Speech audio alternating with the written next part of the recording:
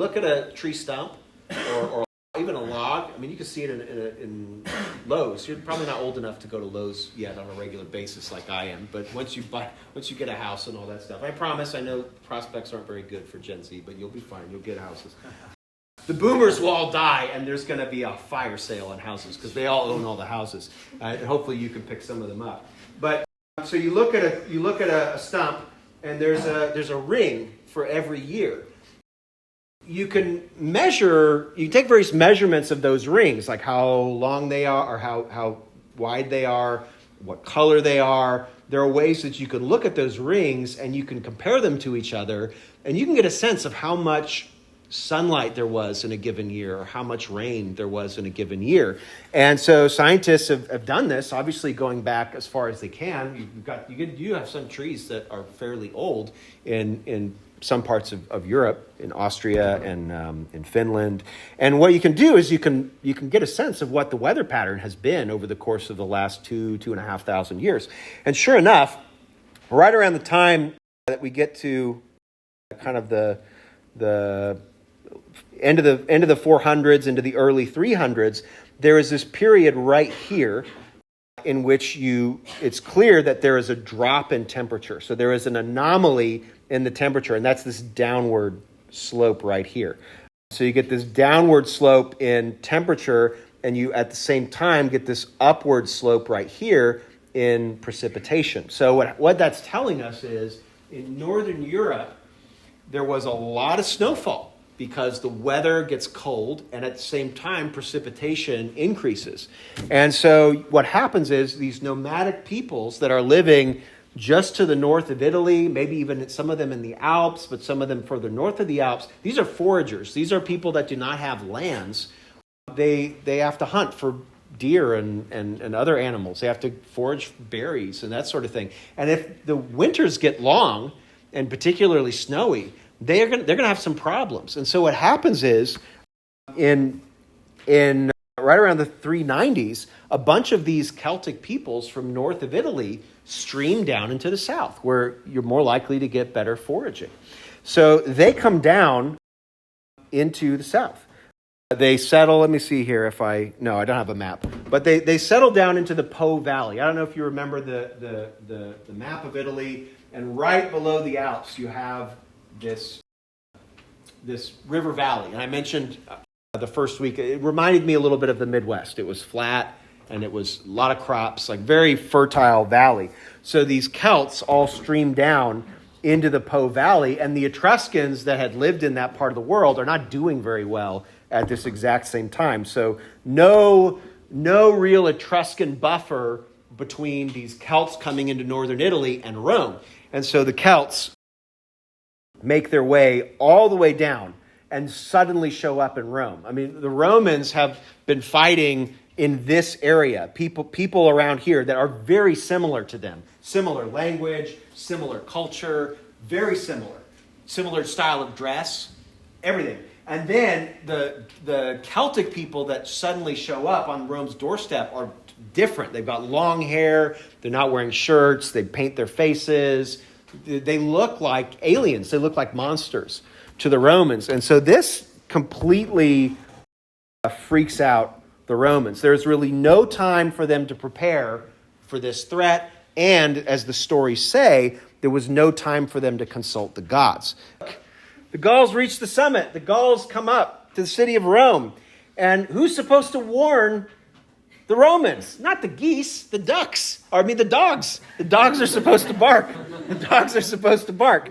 But the dogs don't bark for some reason. And so instead, the geese who are sacred to Juno, warn the Romans and let them know that the Gauls are upon them. And so the Romans are saved by the geese. And in fact, the Romans remember this for many reasons, but they remember that the dogs did not do what they were supposed to do. And so for every year, the Romans would have this festival where they would have the punishment of the dogs. Then they would find this is kind of gruesome, and forgive me. I have a dog. I'll bring the dog in someday. You can meet my dog. But I know it's very cute. But the Romans would I'm sorry, I have to tell you what they did. They would nail the dogs to stakes. They would nail them alive to stakes, and then they would parade them through the city all, yeah, it's nasty.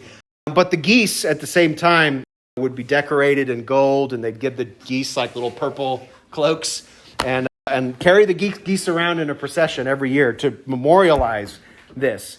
Despite the fact that the geese, by the way, here's a little bronze goose. You even find these bronze geese around Rome. So there's one in the Met in New York from Rome, 1st or 2nd century AD. So despite the warnings of the geese, the Romans are unable to hold the entire city. There's a little group of Romans that are still in the citadel, which is up on the Capitoline Hill. But the rest of them have to leave to Veii, the city that they just conquered. So they go and they use Veii as a base, and then they have to go back and they send envoys to the Gauls. And the Gauls are not really interested in like taking over Rome. They're nomadic people. So they sack the city.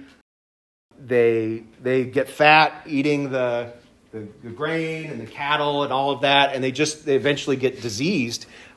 And the Romans essentially negotiate a payment. They agree to pay the Celts 1,000 pounds of gold, which they give them, and then the Celts leave the city of Rome. And this is just a devastating problem for the Romans. So in addition to remembering that the dogs failed and that the geese were successful in warning them, the Romans would get this fear of Celts because, again, these were people that were like monsters to them. They showed up out of nowhere. They're like vampires, or they're like scary. They're scary to the Romans. And so from now on, Romans would tell their kids about this story, and that someday, just some Celts might show up and sack the city. And like this was a legitimate fear for Romans for centuries. They were terrified of Celts. And so this was like a whole rationale, and we'll see this over and over again in this class, for the Romans to go and fight preemptive wars against people further and further north, because they were afraid that if they did not conquer those monsters, that they would eventually come, like they did way, way back in the 390s. Yeah, Matteo. Were the Celts really that scary? No. Why? Why were they so petrified? Yeah, so you have to think about, I mean, we live in a very diverse society. We encounter people that don't look like us, that don't talk like us. The university is a diverse place. We have a pluralistic society. It's just part of kind of our ethos. It's the world in which you live. The Romans, at this stage, live in an extremely homogenous society. There is a very defined idea about what civilization is, about what proper language is, everything like that. And so when these guys come in and their language just sounds utterly alien, and they're not wearing shirts, they're got these long hair and beards. The Romans did not grow their beards out. They didn't grow their hair out. Their hair was matted. They, according to the Romans at least, participated in human sacrifice. They had strange gods. So, they had these war chants. They berserked themselves when they charged. They didn't fight in any kind of organized way, at least to the Romans. To them, they looked like just beasts in human form. They may very well have been taller. So this is another thing. Romans, when we look at Roman, especially city-dwelling Romans, they tend to be about 10 centimeters shorter than the peoples around them. It has to do in part with their diet and the burden of disease that they carried from being urban people rather than rural people. These Celts, they're living a Midwest diet. They're eating a lot of beef. They're drinking milk. They're getting tall. They're getting big. They were like giants, giant, long-haired, shirtless, painted, scary creatures that came from the dark forests. This was just this, and they showed up. This was just terrifying to the Romans. So, again, it's like vampires or werewolves. Werewolves would be a good analogy. That's what they looked like to the Romans. So, this was just a terror to the Romans. So, in the end, that leaves a kind of lasting mark for the Romans. And what they do is they begin to work expansion here into Latium. So originally, the way that Rome's relationship and all of these cities in gold, I don't know how well you can see this, so the green cities are former Etruscan cities. But the gold cities are all Latin-speaking cities. So very similar to the Romans, very similar. And originally, that similarity was like an advantage. It was like the EU here, where you have reciprocity. So the Romans have these alliances and trade relationships. You can have contracts that will be honored between people of different cities. You can have marriages between people of different cities. There's kind of like, it's not quite the free movement of peoples and goods, which you see in the EU, but it's kind of close to that. So you have this reciprocity among Roman and Latin cities. And this is what exists from about 500 BC until 358. And in 358, you get a new treaty between Rome and all of these other cities. And this treaty forms what is called the Latin League. These words with a U, they always throw me. The Latin League. So what the Latin League does is it's a change in this kind of reciprocal relationship. Oh, by the way, included in this relationship also would be reciprocity in terms of war. So the Latin cities would send soldiers to Rome freely, not under compulsion, but freely. And the Romans would then use those soldiers and then would give back a gift of spoils when Rome would conquer somebody. So it was a kind of mutual, it wasn't quite a confederacy, but it was something like that. But with the Latin League, you get Rome sort of exerting more of a heavy-handed relationship with some of these cities, where this begins to be compelled. So the Romans are demanding soldiers of these cities under threat. And if the cities don't provide them, Rome will threaten to attack. Meanwhile, you get, because of the reciprocity that had existed, you have some natives of some of these Latin cities going to Rome, using their reciprocal citizenship, in some cases even gaining office. So they have family and their sort of home is in these other cities, but they're politicians in Rome. And one of these guys, his name is Annius. So Annius is, I don't know if his city is on this map. Yeah, Scythia. So Annius is from that city there, Scythia. He is a praetor in Rome, but he is also from this city. And in the year 340, he goes to Rome and he says, look, I think it's high time that we have a kind of adjustment in this relationship. Rome is becoming dominant. It's starting to act belligerent. We want an equal say. So half of the Senate should be made up of representatives from these cities. And one consul every year should come from one of these cities. He advocates a very radical policy. One of the consuls essentially laughs in his face and tells him this is ridiculous. The Roman gods would not permit this. Jupiter will never permit this. And Annius makes the mistake of saying, well, I defy Jupiter. I defy him.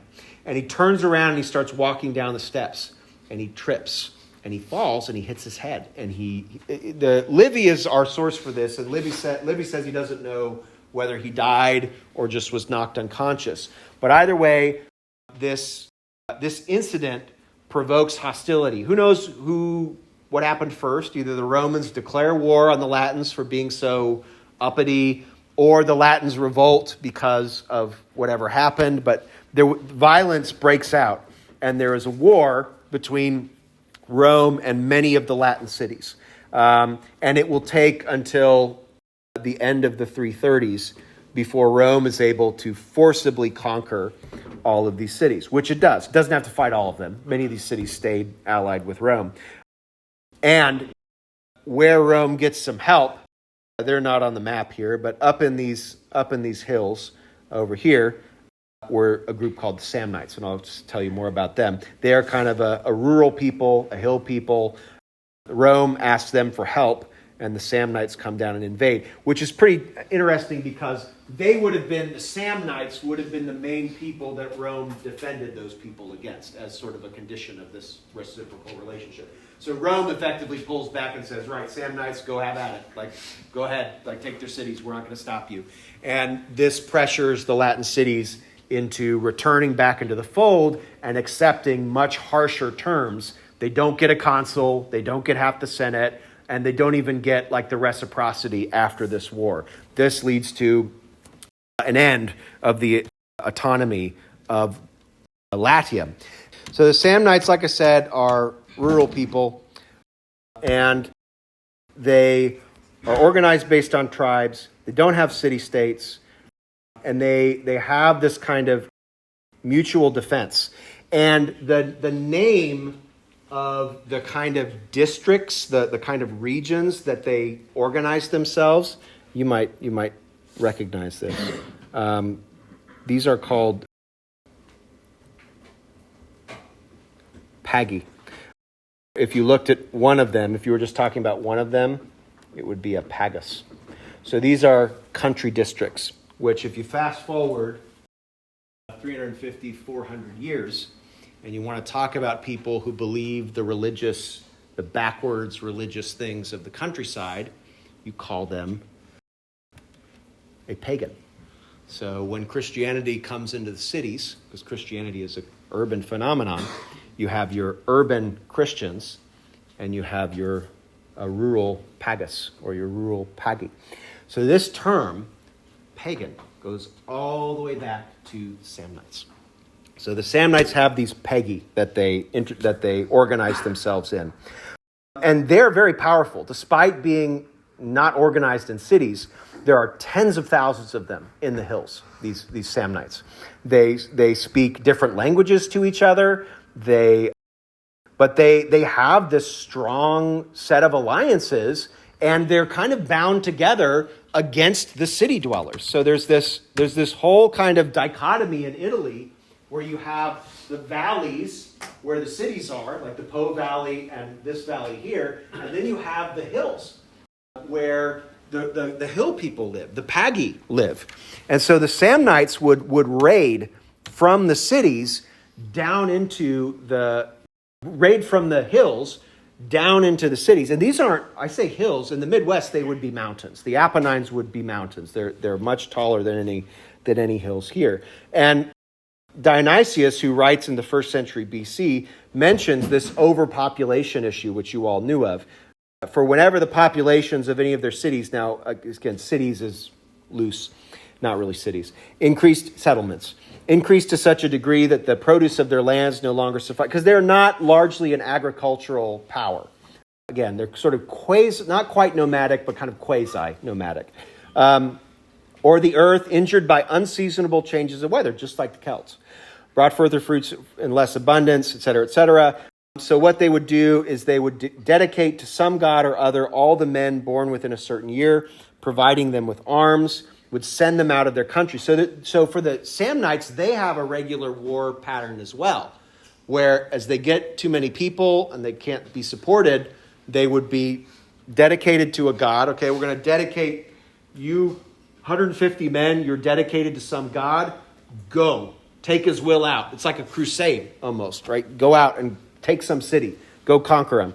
And that is basically what happened. And that sparked regular conflicts between the Samnites and the people of Latium. So the Romans, this is Roman portrayal. Who knows how much of this is accurate? But for the Romans, these are very aggressive people. These are problematic people that, again, just like the Celts, will eventually need to be eliminated or pacified and incorporated. But there's no middle ground here. So there is a regular set of warfare here. And it doesn't help that the Etruscans were weakening in the north. So the Samnites found a lot of opportunities with those Etruscan cities. So you get 3 different wars between the Romans and the Samnites, and you had some explanation of this in your reading, and I don't want to just recount all of that. But the main area for the Samnites is down here. They also would find themselves moving up here as well. But the main area is right down here. Here's Rome, right over here by the Tiber River. So you get 3 wars, one from 343, 341. So right before this divorce between Rome and Latium, and then Rome's reconquest of Latium. So you get that. That is essentially an alliance between Rome and the Capuans. Capua is right down here. So they ally to fight some of the Samnites that have been raiding Roman allies. Just a few skirmishes. The first Samnite War is barely a war. The big war is the second one. The second one is the big one. So, and this is a long war, again, a generational war. That war is 22 years long. And there are some, it is not a guaranteed Roman victory. Your reading says that the Samnites could field about 40,000 men in their army, which is very comparable to the Romans. The Romans probably are able, even with Latin allies, are able to get around 35,000. So this is not by any means a dominant Roman conflict. There is some question as to who would be able to win. The way that the Second War sort of breaks out is that Rome, after getting Latium, right, starts founding colonies just on the outside. They start sending their overpopulation, their extra population out to found colonies. You have to wonder if the Roman sources are projecting onto the Samnites what they themselves were doing, which was the Romans were actually sending men out. The Romans would move down here. They fought Naples, and then Naples calls for the Samnites to help. That's how we get into this conflict. So in 321, a consular army goes out to fight the Samnites in this ongoing war. And what happens is they get trapped against the river. So there's a river there, Caudine Forks. They get trapped, and they can't, if you've got armor on, you cannot swim across the river. You will sink. So they just get stuck. And the Samnites are like, look, we can slaughter you, or we can have a conversation. So the Samnites and the Romans have a conversation with the consul. And the consul's like, all right, yeah, we're beat. And he agrees to do something called going under the yoke. And you'll see this later in class. Going under the yoke is a symbolic submission. It's a way for that whole army to say, we submit to you. We agree that we're your slaves. That's what, it's a humiliation ritual, like taking off your shoes at TSA. It is meant to demoralize you. And so what the Romans all engage in this humiliation ritual, and then they find out that the city of Rome finds this out. The Senate are devastated. The Romans have to withdraw these colonies. All these guys have to go back. And then fighting resumes again in 316. The Roman Senate decides that they're going to ignore the treaty that this consul made with the army. So they decide like this consul didn't make a valid treaty. It's claiming that it only applied to the people that were there. It did not bind all of Rome. And so what do? The Senate sends the consul that made that, walked under the yoke, and the entire army back to the Samnites for them to do with what they will. So it's an honorable move in the sense that the Romans don't say we're going to revoke the treaty and pretend we didn't walk under the yoke. They're going to say, look, yep, they did walk under the yoke, but you're going to have them. We're not going to acknowledge them. And there's weeping in the city. Women have to send back their husbands and their sons back to the Samnites. Rome then will open a second war in Etruria at the same time. So this tells you something about the manpower of Rome, because while they are fighting the Samnite Wars, they are able to fight up in the north as well at the same time. So you've got Romans fighting the remnants of the Etruscan cities up in the north and continuing to fight the Samnites down in the south. What turns the war for the Romans is partly that. So Samnites send some soldiers up to fight the Romans. But also the Romans found a colony over here, Lucaria. And this is meant to be provocative. The whole point of this is for the Romans to say, look, you can't keep launching soldiers this way. We're going to have fighting age Romans up here, and they can invade at the rear of the Samnites. And this is a major strategic win for the Romans.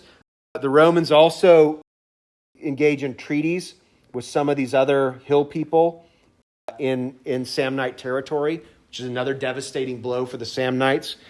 So eventually, in 304, that gets the Samnites to agree to a treaty to end this war. So it's a long war.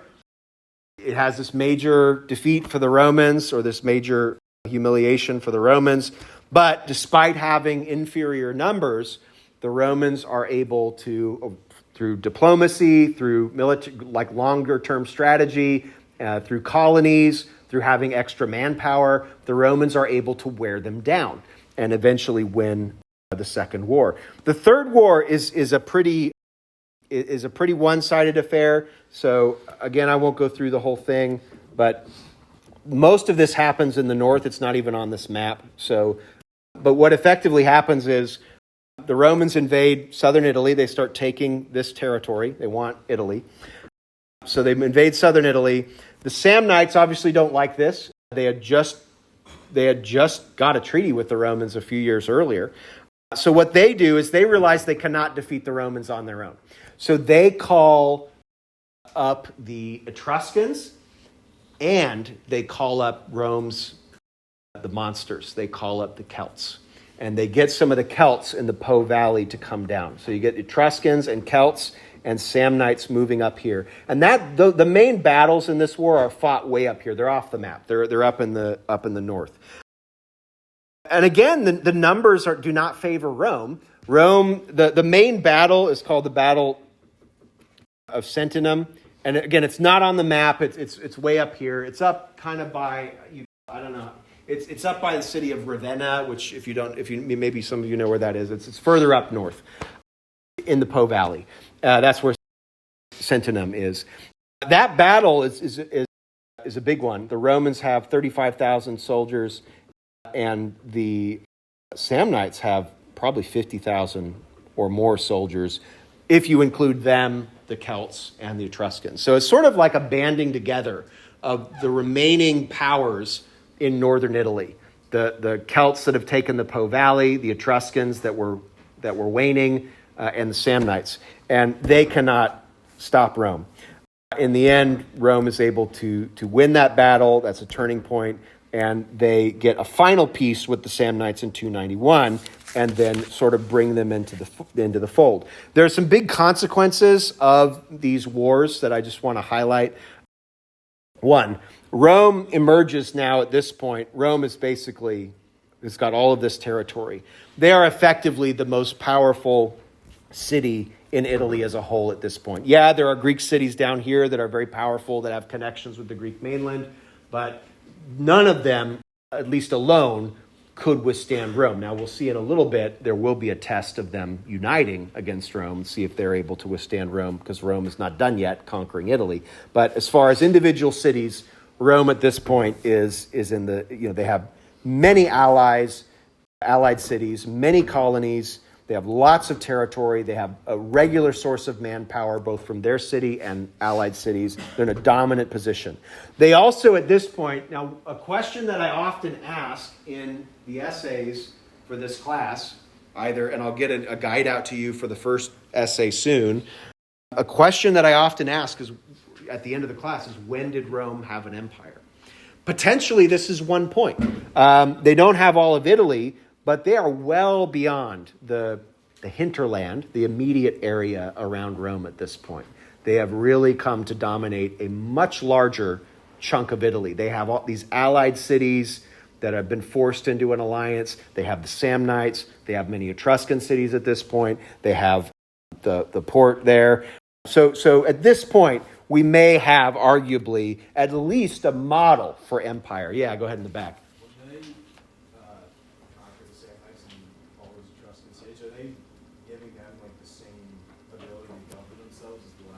What a good question. Yeah, if you didn't hear that, are the Romans giving some of the Etruscans and the Samnites similar ability to govern? They don't give them the same thing as the Latin Rite. So what they get is what's called, they become socii, which is allies. They might also be called amici, which is friends. So when we say somebody has an amicable relationship, that's where that word comes from, is amici. So what these are they're not citizens, they don't have rights, but they're friends. They're social with Rome. So they have a connection. They're mutuals. They have a connection. But these cities do not have the same, they don't have voting rights, they can't own land in Rome, none of that. So they don't, but in terms of autonomy, yes, many of these Etruscan cities are given autonomy. Many of the Samnite settlements and budding cities are allowed to worship their own gods. They're allowed to conduct their own affairs. They're allowed to have their own city governments as long as they continue to provide soldiers and resources to Rome, like grain, metal, whatever, to Rome. So, and this is Rome's model for empire, is allowing the cities and areas to continue to govern themselves, provided they perform their obligations to Rome. This allows them to govern a growing empire with minimal costs. They don't have to colonize. They don't have to convince everybody to adopt Roman ways and Roman customs and send governors or anything like that. They don't have to do that. They just let these people largely continue on, but they have to acknowledge Roman superiority. And the benefit is Rome gets the wealth. There is an extraction here. So the lands of the Samnites are gradually taken, right? Are used for Roman benefit. The lands of Etruria and the Po Valley, increasingly, not quite into the Po Valley, but on the edges of the Po Valley. We'll get to Po Valley later. Slaves, obviously, the people that Rome does conquer provide a regular source of slaves for Romans. That's a major source of resource extraction. And for the Samnites, these mountains are a source of, like I said, tin and copper. So they're able to extract metals from those areas, make weapons, farming equipment. Obviously, there's the gain of strategic areas. So I mentioned the port of Naples. This port right here, tremendously advantageous deep water port, will become a huge asset to the Romans by the imperial period. Obviously, Ostia was already the Romans at this point. Another thing that they conquer is Hatria. I don't see it on this map. Hatria is up here. Hatria is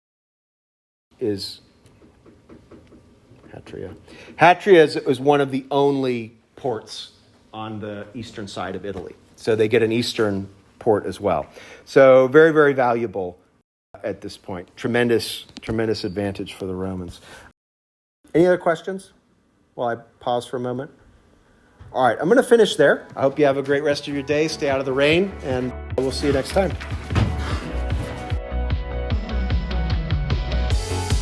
Hey folks, thanks for watching. If you liked this video, please show it by subscribing to the channel, leaving a comment, or just clicking that like button. All of those things really help the channel. And if you'd like more Roman history, search for my Pax Romana podcast. Or if you like books, my newest book is Pax Romana, The Plague That Shook the Roman World. And of course, you're always welcome to just keep checking out the videos here. Thanks for watching.